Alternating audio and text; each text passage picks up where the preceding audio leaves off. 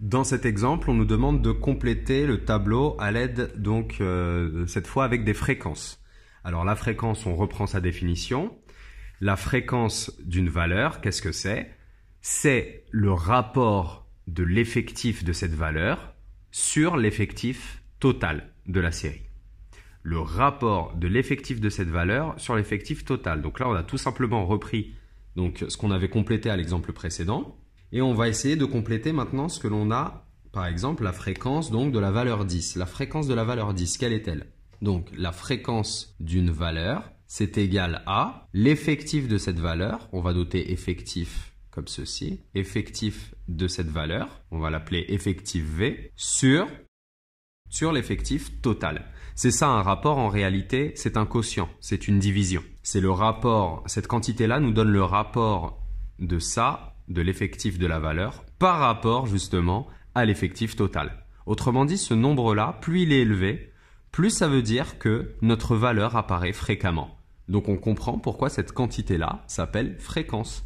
Donc, la fréquence ici de la valeur 10, comment est-ce qu'on va la calculer? La fréquence de 10, c'est égal à l'effectif de 10, c'est-à-dire 1, l'effectif de la valeur 10 qui est 1, sur l'effectif total. Et l'effectif total, on l'avait calculé.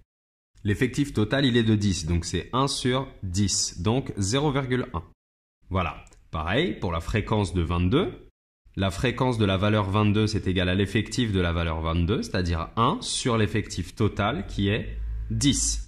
Encore une fois, ça nous donne 0,1. Donc partout où j'ai une apparition qui est égale à 1, partout où mes valeurs apparaissent qu'une seule fois, ce sera la même fréquence, donc 0,1. Maintenant, passons à 45. Sa fréquence à 45, ben, tu l'as deviné, la fréquence de 45, c'est l'effectif de 45, c'est-à-dire 2, sur l'effectif total qui ne change pas, qui est 10, donc 0,2. Ici, pour 3, cela nous fait 0,3. Voilà. Maintenant, ce qu'on peut faire, c'est donner les fréquences en pourcentage. Donner les fréquences en pourcentage, en réalité, il suffit tout simplement de multiplier ces quantités-là, les fréquences décimales, par 100.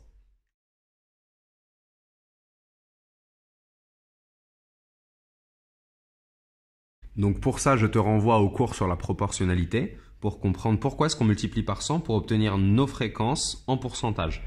Alors ici, ça veut dire que la valeur 10 constitue en fait 10% de notre liste. Tout comme la valeur 22, 58, 60 et 97. 45, quant à lui, constitue 20% de l'effectif et la valeur 73 constitue quant à elle 30% de l'effectif.